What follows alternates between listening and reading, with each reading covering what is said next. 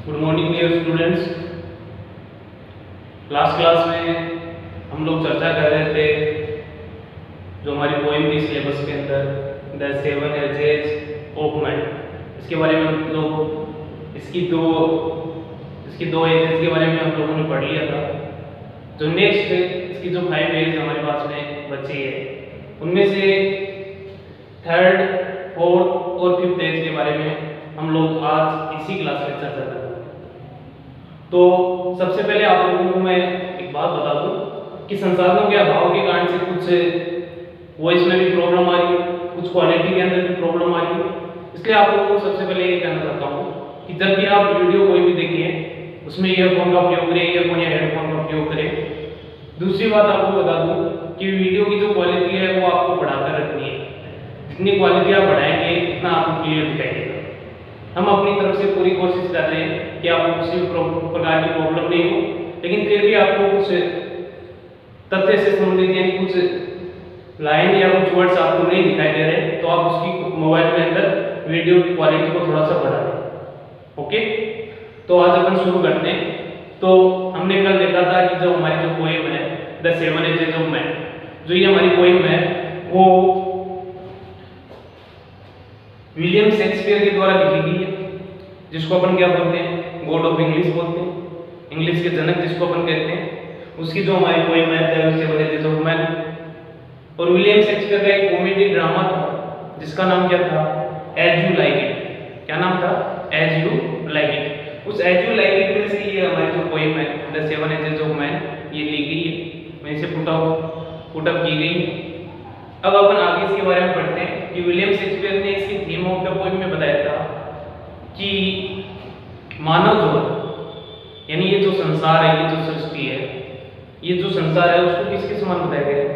इस संसार को, पूरे के पूरे संसार को अपन स्टार्टिंग में जो फर्स्ट स्टेंजा था उसके अंदर पढ़ा था, फर्स्ट एज से पहले वाला जो स्टेंजा था उसके अंदर हम लोगों ने पढ़ा था कि विलियम शेक्सपियर क्या कहना चाहते हैं कि जो हमारे जो ये संसार है, ये जो वर्ल्ड है, ये किसके समान है, एक स्टेज के समान है। स्टेज का मतलब जो एक रंगमंच होता है जिसके ऊपर नाट्यकार अपना क्या करते हैं, परफॉर्मेंस करते हैं। और अपन स्कूल के अंदर भी देखते हैं जो स्टेज होता है उसी स्टेज के समान क्या होता है हमारा संसार। और उस स्टेज के ऊपर मानव क्या करता है, यानी जिस प्रकार से एक नाटककार, जिसको अपन कविता के माध्यम से किस वर्ड से बताया गया, प्लेयर्स के माध्यम से। तो जिस प्रकार से एक प्लेयर होता है यानी एक जो नाटककार होता है वो स्टेज के ऊपर आता है और अपनी परफॉर्मेंस शो कर करके वापस क्या हो जाता है, वहीं से चला जाता है। इसी प्रकार से जो हमारा जो संसार है वो किसके समान बताया गया है, एक रंगमंच के समान बताया गया, स्टेज के बराबर समान बताया गया है। और उसी के अंदर भी ये क्या होता है, जो मैन एंड वुमेन होते हैं वो मेनली प्लेयर्स होते हैं, यानी केवल मात्र वो क्या होते हैं, मेनली प्लेयर्स, यानी केवल नाट्यकार की भूमिका अदा करते हैं।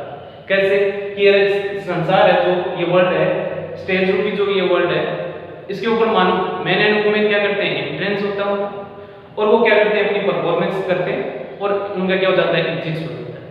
तो इसी प्रकार से ये जो उसका जो पीरियड है, एंट्रेंस से लेकर के एग्जिट तक का जो उसका पीरियड होगा, वो जो पीरियड होगा उसको अपन किस नाम से शो करते हैं, एंट्रेंस से लेकर के एग्जिट तक का जो मानव का जो यानी मैन हो, प्ले वुमेन हो, जन्म लेने से मरने तक।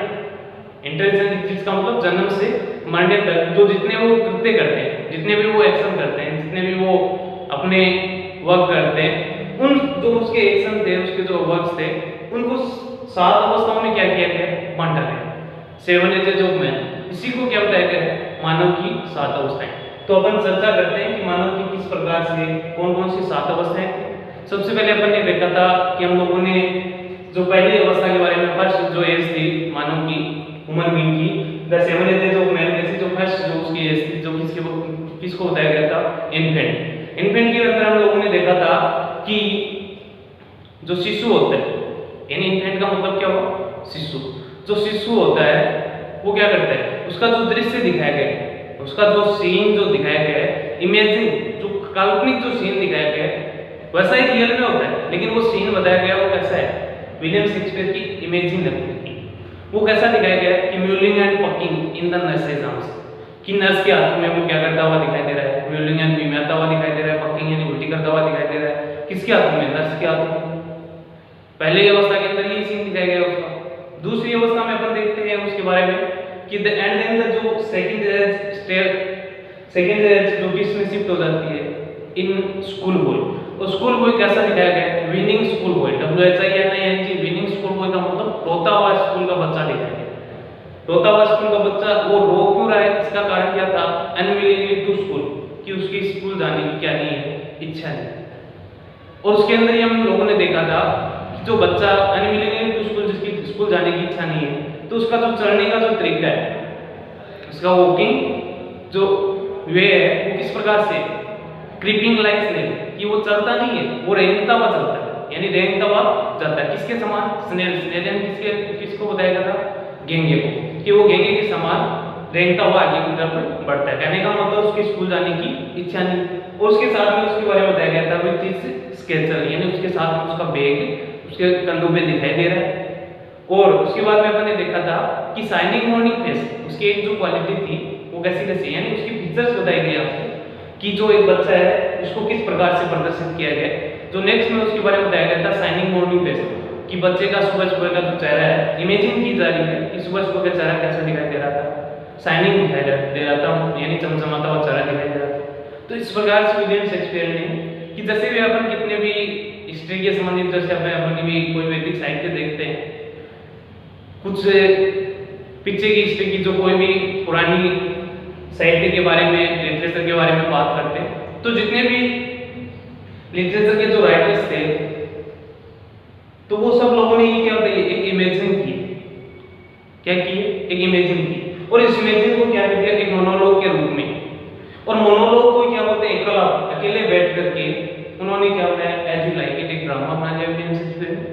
और उसी एज यू लाइक इट के अंदर ये जो हमारी पोएम है सेवन एजेस ऑफ मैन, इसका वर्णन देखने को मिलता है, ये उसके अंदर ही डिस्क्राइब की हुई है।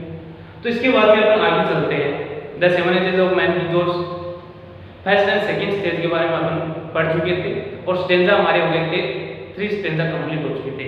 फर्स्ट स्टेंजा था, उसके अंदर क्या बताया गया था कि किस प्रकार से मानव संसार को क्या किया गया है, एक स्टेज से कंपेयर किया गया। दूसरी जो स्टेंजा थी उसके अंदर इन्फेंट के बारे में बताया गया। और जो थर्ड स्टेंजा है उसके अंदर अपन देखते हैं किसके बारे में बताया गया था, सेकंड स्टेंजा थी, उसके बारे में स्कूल बॉय का सीन दिखाया गया। Okay, let's start. आज अपन आगे बढ़ते हैं, थर्ड स्टेज के बारे में चर्चा करते हैं। ओके, तो थर्ड स्टेज में अपन देखते हैं कि जो बच्चा है, जो सेकंड स्टेज में क्या दिखाया गया था, उसको स्कूल बॉय के रूप में दिखाया गया था। अब वो क्या हो गया, फर्स्ट जो स्टेज थी उसके अंदर, फर्स्ट जो एज थी उसकी, स्टेज का मतलब एज से लिया जाए, जो फर्स्ट एज थी वो उसकी क्या थी, इन्फेंट की थी। और इन्फेंट में आपको पता है उसको किस प्रकार से डिस्क्राइब किया गया था, और सेकंड में आपको पता है उसको स्कूल बॉय के रूप में बताया गया था। अब थर्ड स्टेज में वो क्या हो जाता है, एंड देन द लवर, उसके बाद में जो उसकी अवस्था है, जो उसकी एज है, वो किस में हो जाती है, शिफ्ट हो जाती है लवर, कि वो क्या बन जाता है, कुछ बड़ा हो जाता है, 15, 16, 17 एज का हो जाता है, 18 एज का हो जाता है, और वो क्या बन जाता है, लवर हो जाता है। लवर बनने का मतलब माँ बाप से तो प्रेम करता है, माँ बाप से प्रेम वो एक लवर के रूप में नहीं है। लवर किसका बन जाता है, अपनी बिलव का। बिलव का मतलब क्या होती है, प्रेमिका, जिसको अपन लवर की जो जेंडर के रूप में देखते हैं, ऑपोजिट जेंडर होता है, वो क्या होता है, बिलव। तो वो क्या बन जाता है, एंड देन द लवर, उसकी जो थर्ड एज के अंदर वो क्या बन जाता है, लवर बन जाता है, एक प्रेमी बन जाता है। ऐसा ही shine like furnace, shine like furnace. और वो लवर बनने के बाद में और उसकी जो स्थिति बताई गई है, उसकी कैसे, किस प्रकार की उसकी सिचुएशन है लवर के टाइम में, कि साइन लाइक फर्नेस, वो आग की भट्टी की तरह, यानी उसके अंदर इतनी जोश और ऊर्जा आ जाती है कि वो आग की भट्टी की तरह वो क्या करता है, साइन जो होता है आए लेना, यानी वो लंबी लंबी सांस लेता है, लंबी लंबी आहें भरता है, किसको याद करके, अपनी बिलव को, जिसको दूसरा वर्ड जो क्या किया गया है, मिस्ट्रेस, अपनी प्रेमिका को याद करते हुए वो क्या करता है, साइन लाइक फर्नेस, यानी एक आग की भट्टी की तरह वो क्या करता है, आहें भरता है, लंबी लंबी सांस लेता है, with A woeful ball, with A woeful ball, ballot, यानी बॉलेट क्या होता है, गीत। और उसके मुंह पे जब भी देखा जाए तो अपन देखते हैं जनरली आपकी हम उम्र के जो अन्य जो बाकी जो साथी है उनको हम देखते हैं कि वो क्या करते रहते हैं, गाने गुनगुनाते रहते हैं। तो उसी प्रकार से क्या होता है and with A woeful, woeful यानी होता है दुखदाई, वोफुल का क्या होता है दुखदाई, यानी दर्द भरे क्या गाना शुरू कर देता है, गीत गाने शुरू कर देता है। यानी वो कैसे का गीत गाता है, दर्द भरे गीत गाना शुरू करता है। मेट्रिक्स मिस्ट्रेस आईब्रो, और दिन भर क्या करता रहता है, अपनी मिस्ट्रेस या अपनी बिलाउड के आईब्रो को संवारता रहता है। संवारता रहता है मतलब उसके पास में उसकी बिलाउड नहीं है, लेकिन अपनी इमेजिन करता रहता है, वो कल्पना करता रहता है कि मेरी मिस्ट्रेस मेरे सामने बैठी है, उसको वो निहार रहा है, उसको देख रहा है। और मिस्ट्रेस आईब्रो यानी अपनी मिस्ट्रेस के आईब्रो हैं जिसको हम बोलते हैं भुएं, अपनी मिस्ट्रेस यानी अपनी प्रेमिका की भुएं क्या करता रहता है, संवारता रहता है। और उसी सीन के साथ में वो क्या करता रहता है, गायन करता है, गायन यानी सिंगिंग करता रहता है। और सिंगिंग में कैसे गीत करता है, वोफुल, वोफुल यानी क्या होता है दुखदाई, यानी दर्द भरे क्या करता है वो गाने गाता है। तो क्लियर होगा, दोबारा आपको बता दूं कि जो थर्ड स्टेज है वो उसके अंदर वो किस में चला जाता है, लोअर में चला जाता है। और लोअर में जाने के बाद में साइन लाइक फर्नेस, कि वो आए बढ़ता है, वो किस प्रकार से, लाइक भट्टी, फर्नेस का मतलब भट्टी, आग की जो भट्टी होती है उसकी तरह वो क्या करता है, आए बढ़ता रहता है। और with A woeful world matrix mistress eyebrow, और दुख भरे वो गायन करता रहता है। और मिस्ट्रेस यानी अपनी प्रेमिका या बिलाउड के आईब्रो को संवारते हुए यानी इमेजिन करते हुए वो क्या करता है, दर्द भरे गायन करता है। क्लियर। देन उसके बाद ये हमारी कौन सी होगी, जो थर्ड एज होगी, ये कौन सी एज है हमारी, थर्ड एज। उसके बाद में जो फोर्थ एज है, चौथी जो अवस्था है जिसको अपन फोर्थ स्टेज बोल सकते हैं। तो चौथी अवस्था के अंदर क्या होता है, एंड देन ए सोल्जर। उसके बाद में जैसे वो बड़ा होता है लवर के बाद में, कि वो क्या बन जाता है, एंड देन ए लवर, कि वो क्या बनता है, एक लवर यानी क्या बन जाता है, प्रेमी बन जाता है। नहीं सॉरी, एंड देन चौथी जो फोर्थ जो एज थी उसके अंदर एंड देन ए सोल्जर, वो क्या बन जाता है, लवर के बाद में बड़ा होने के बाद में क्या बनता है, वो एक सैनिक बनता है। और सैनिक बन करके वो क्या करता है, सैनिक के बारे में उसका जो दृश्य दिखाया गया वो किस प्रकार से दिखाया गया है, फुल ऑफ स्ट्रेंज ओथ्स। सैनिक बन गया, सैनिक के बाद में उसके बारे में यानी सैनिक का किस प्रकार का बिहेव होता है, कैसा उसकी चाल चलन होती है, किस प्रकार की उसकी थिंकिंग होती है, कैसे उसके आइडियाज होते हैं, उसके बारे में बताया गया है। एंड देन ए सोल्जर, उसके बाद में वो क्या बन जाता है, सैनिक बन जाता है। फुल ऑफ स्ट्रेंज ओथ्स, कि वो पूरा जो उसका मन और मस्तिष्क, जो उसका मन और उसका मस्तिष्क जो किससे भर जाता है, फुल ऑफ स्ट्रेंज ओथ्स, यानी पूरा का पूरा स्ट्रेंज क्या होता है, अजीबोगरीब। ओथ्स क्या होती है, शपथ या कसम जिसको अपन बोलते हैं, या वादे जिसको बोलते हैं। तो कहने का मतलब उसको इस प्रकार से उसका मनन स्थिति इस प्रकार से बन जाती है कि वो पूरा का पूरा वादों से भर जाता है। किस प्रकार के वादे, कि अजीबोगरीब। अजीबोगरीब का मतलब अपने देश के लिए वो वादे करता है, अपनी मातृभूमि के लिए वो क्या करता है, मदरलैंड के लिए वो क्या करता है, प्रॉमिस करता है। तो इस प्रकार की बहुत सी कसम लेता है, वादे करता है वो। एंड बियर्डेड का मतलब जो उसकी दाढ़ी है, लाइक द पार्ट, कि उसकी दाढ़ी होती है, जो दाढ़ी है वो कैसे रखता है, लाइक द पार्ट। पार्ट का मतलब क्या होता है, तेंदुआ। तेंदुए के जैसे अपन देखते हैं कि इस प्रकार से आगे से क्या होती है, दाढ़ी होती है। उस प्रकार से सोल्जर की अवस्था में उसके जो शरीर की बनावट के अंदर जो दाढ़ी को मेंशन किया गया है, तो वो कैसे बताई गई है, बियर्डेड लाइक द पार्ट। किसके समान दाढ़ी बताई गई है उसकी, पार्ट यानी तेंदुए की जैसे वो दाढ़ी रखना शुरू कर देता है। जेलस इन ऑनर, जेलस क्या होता है, ईर्ष्या करना, नफरत करना, घृणा करना। इन ऑनर, ऑनर का मतलब होता है सम्मान, देश के सम्मान के लिए वो ईर्ष्या करता है। मतलब इसका मीन क्या है कि एक तो जो वर्ड होता है हमारा जेलस, एक जो हम देखते हैं हेट, हेट यानी क्या होता है, नफरत करना, घृणा करना। इन दोनों में बहुत डिफरेंस होता है, दोनों का मीन हिंदी में एक ही लेकिन डिफरेंस बहुत है। जब हमारे पास में कोई भी चीज हो, कि कोई चीज के ऊपर हमारा अधिकार है और उसको हमको खोने का डर लगता है, तब तो हम दूसरे लोगों से यानी जो लोग चुराने की कोशिश कर रहे हैं उन लोगों से हमारे मन में उनके प्रति क्या बनेगी, जेलस। कैसे इमोशंस आएगी, जेलस यानी उससे हम नफरत करेंगे, घृणा करेंगे। और किस टाइप की चीज को अपन क्या बोलते हैं, जेलस। और दूसरा जो हेट है, जब हमारे पास में कोई चीज नहीं है, दूसरे के पास में, दूसरे का उसके ऊपर अधिकार है, हमारे पास में क्यों नहीं है, इस बात को लेकर के हम लोग क्या करते हैं, उस आदमी से क्या करना शुरू कर देते हैं, हेट करना शुरू कर देते हैं, घृणा करना शुरू कर देते हैं। इसका मतलब क्या हुआ कि उसके हाथों में अपनी मदरलैंड का क्या है, ऑनर, सम्मान, यानी अपनी मातृभूमि के प्रति जो उसका सम्मान है वो किसके हाथों में, यानी मातृभूमि अपनी किसके हाथों में, उस सोल्जर के हाथों में। इसलिए वो अन्य लोगों से, यानी जो इस देश के, इस जो हमारी कंट्री है, ये जो मदरलैंड है, उससे जो उसके जो क्या है एनिमीज है, जो दुश्मन लोग हैं, उनसे वो क्या करता है, जेलस करता है, क्या करता है, उनसे नफरत करता है, घृणा करता है। क्यों करता है, क्योंकि उसको लगता है कि जो मैं मातृभूमि के जो ऑनर यानी उसके सम्मान की जो रक्षा कर रहा हूँ, प्रोटेक्ट कर रहा हूँ, कहीं मेरे हाथों से, कहीं मेरे हाथों से मेरी मातृभूमि चली ना जाए, इसलिए वो क्या करता है, घृणा करता है। अगला नेक्स्ट में देखते हैं sudden and quick in quarrel. Sudden क्या होता है, जनरल वर्ड कि अचानक से, एंड क्विक क्या होता है, जल्दी से, इन क्वेरल यानी झगड़ा करना, लड़ाई करना।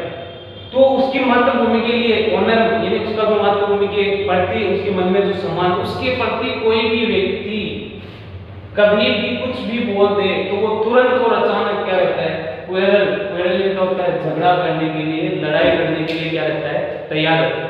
क्लियर।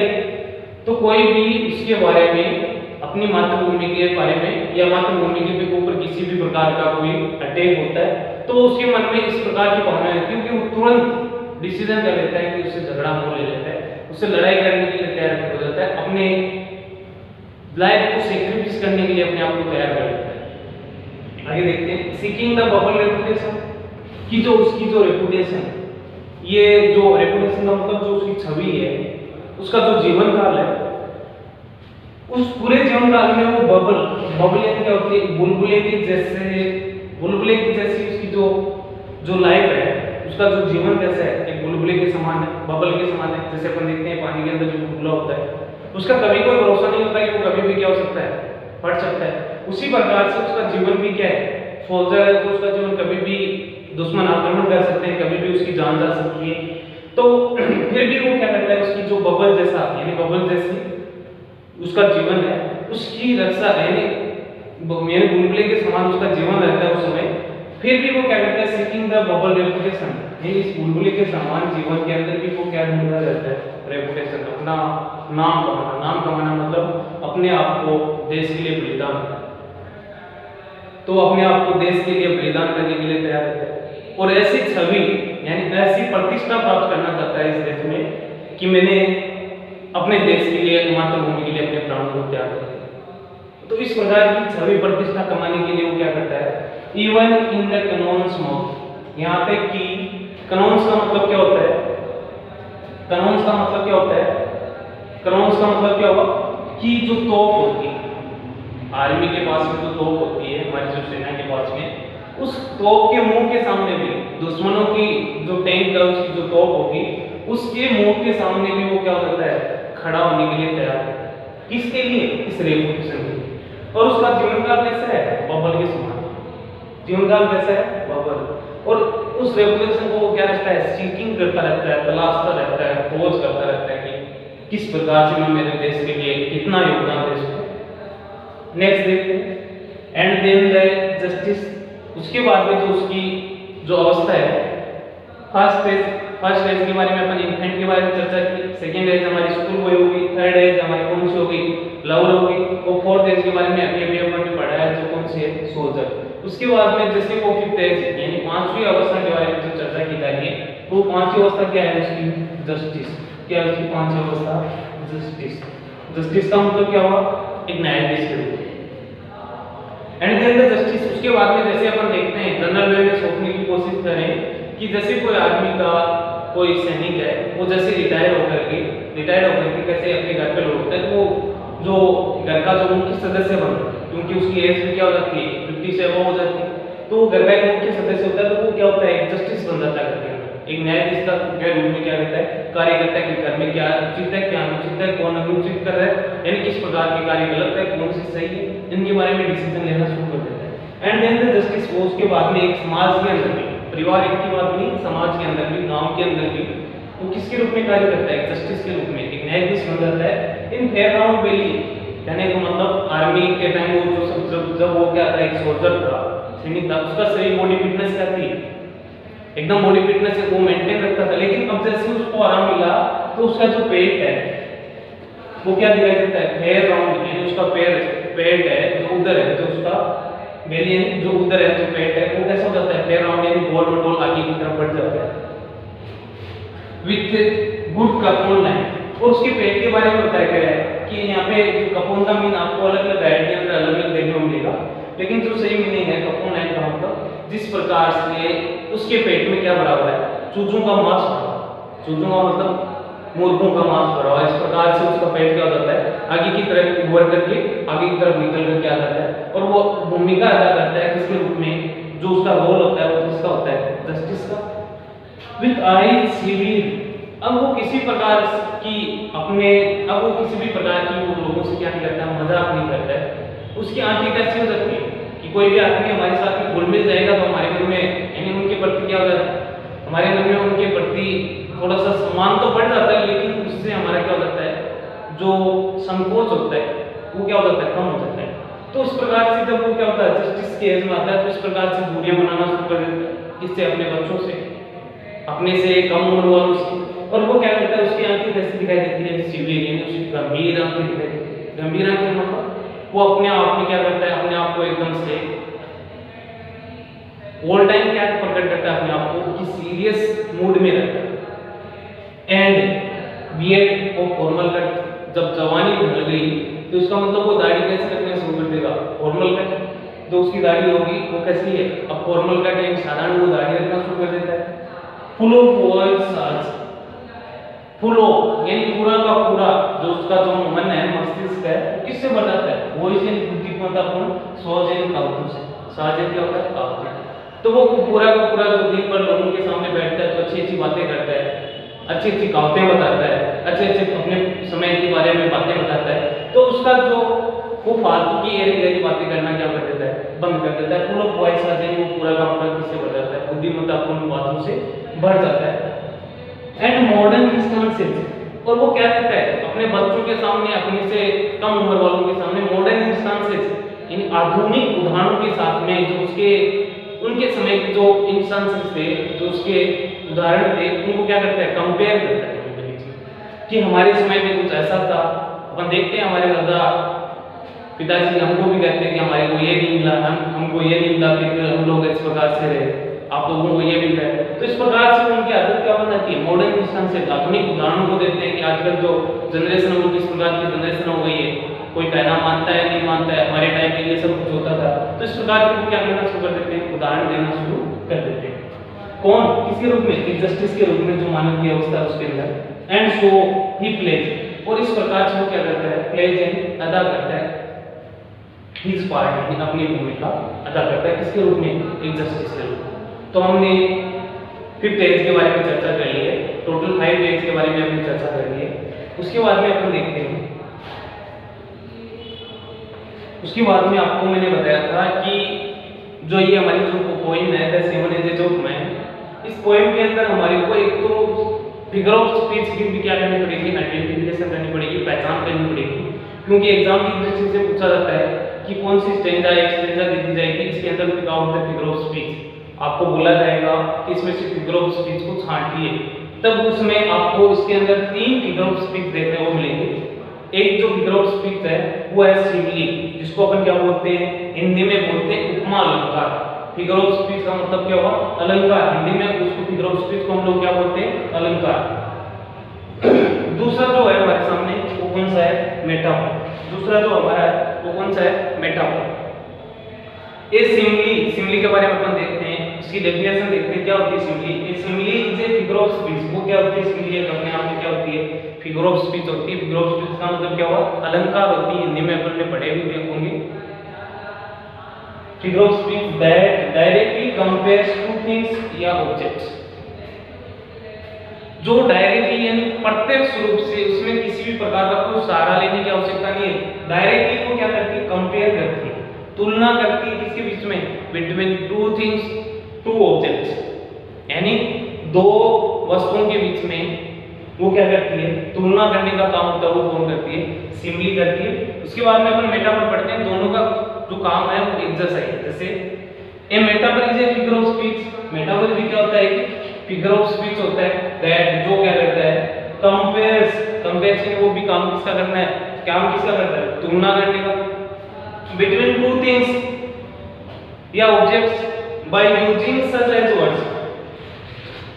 ये सबसे इंपॉर्टेंट चीज है कि मेटाफर और सिमिली में जो डिफरेंस है वो यहीं पे आकर के देखने को मिलता है। यूजिंग बाय उसमें कंपैरिजन दोनों में, लेकिन वो डायरेक्ट कंपेयर करती है, और इसमें क्या करता है, जो मेटाफर है कुछ वर्ड्स का प्रयोग करता है एज और लाइक जैसे एटसेट्रा। एज और लाइक जैसे वर्ड्स का क्या करता है वो प्रयोग करता है, और उन वर्ड्स का प्रयोग करते हुए क्या करता है वो दोनों वस्तुओं के बीच में, टू ऑब्जेक्ट्स की चर्चा की जा रही है, टू थिंग्स की चर्चा की जा रही है, उनके बीच में वो क्या करता है, कंपेयर करता है, तुलना करता है। ओके, अब अपन आगे देखते हैं इसके अंदर pick out the similes and metaphor. Simile और मेटाफर को आपको समझना है। जैसे लाइक वर्ड है, साइन इन उसके आ बनना किस प्रकार से, लाइक बनने से। क्लियर है? इसमें क्या होगा, मेटाफर के लिए मैं एम लिख रहा हूं, इस लाइन रो में क्या होगा, मेटाफर साइन लाइक बनने से with a word made to Mr. Saibro, then a soldier full of strangers and bearded like the part मतलब तेंदुआ। इसके अंदर भी क्या हो गया हमारा मेटाफर। कल अपन ने पढ़ा था all the words suggested, संस्कार को किससे कंपेयर किया गया है, से इसका मतलब उसमें क्या था, सिमिली, उसमें as like वर्ड का प्रयोग नहीं था, इसमें as like आ रहा है, इसका मतलब क्या हो गया, metaphor. jealous in honor, sudden and quick in quarrel, seeking the bubble expression, उसके जो जीवन का आधार उसके समान बताया गया है, बबल के समान बताया गया है, बुलबुले के समान बताया गया है। इसका मतलब वो क्या, यहाँ पे भी क्या था, ऐसा एक वर्ड का प्रयोग नहीं हुआ, और फिर भी क्या होता है की जाती है, तुलना की जा रही है। इसका मतलब इस रो में क्या हो गया आपका, इस लाइन में क्या आ गया, सिमिली, एस लिख रहा हूं। आगे देखना, even in cannon's mouth and then the justice in fair round belly with good capon line with eyes severe and beard of formal cut, आंखें कैसी, beard of formal cut, full of wise arch and modern instances so his place is one। okay, इसमें pick out the similes metaphor हमने type में। तो my dear students, thank you all of you। आपने एक चीज आपको बता दूं कि कुछ लोगों की ऐसी धारणा बनी हुई है कि अभी कुछ नहीं हो रहा, अभी ऐसे टाइम पास कर रहे हैं, कोई किसी प्रकार का कोई टाइम पास नहीं है, आपके सामने मटेरियल लाया जा रहा है, आपको एक्सप्लेन किया जा रहा है, एक क्लास के माहौल के जैसे आपको क्या किया जा रहा है, पूरा अच्छी तरह से बोर्ड पे पढ़ाया जा रहा है। इसका आप फायदा उठाएं, और जो ये ऐसा जो समय है, इस समय में आप अपने जीवन में कुछ नया लेकर के, यानी उसमें आपको कुछ लोगों से आगे चले जाना है। कुछ लोग ऐसी धारणा लिए बैठे हैं, उनको छोड़ दो वहीं पे, अगर वो कहना मानते हैं तो उनको बताओ कि नहीं, कुछ पढ़ाया जा रहा है, वो हमारे लिए उपयोगी है, लेकिन फिर भी वो नहीं मानते, उनको लीव इट, छोड़ दो और आगे बढ़ते जाओ। उनसे आगे निकलना है तो आप लोग उसको अपने सब्जेक्ट वाइज हर सब्जेक्ट को टाइम देते हुए प्रिपेयर करेंगे, सिमिली एंड मेटाफर को ध्यान में रखेंगे। इस पोएम को आप दोबारा पढ़ेंगे। इस पोएम की जो आपकी गाइड है संजीव की ओबले एक्सीलेंट की, उसके अंदर कुछ क्वेश्चन आंसर दिए गए, उनको भी सोल्व करेंगे। क्वेश्चन आंसर गाइड यानी एक एक स्टैंडर्ड के बाद क्वेश्चन आंसर दिए गए, सारे टोटल क्वेश्चन आंसर में पूरी पोएम पढ़ाने के बाद में आपसे करने के लिए बोलूंगा, लेकिन उससे पहले आपको एक एक स्टैंडर्ड के बाद में क्वेश्चन आंसर दिए गए, उनको सोल्व करने की कोशिश करनी है। ओके स्टूडेंट्स, आज के लिए इतना काफी। कल अपन नेक्स्ट क्लास में आगे की लिए चर्चा करेंगे। Thank you.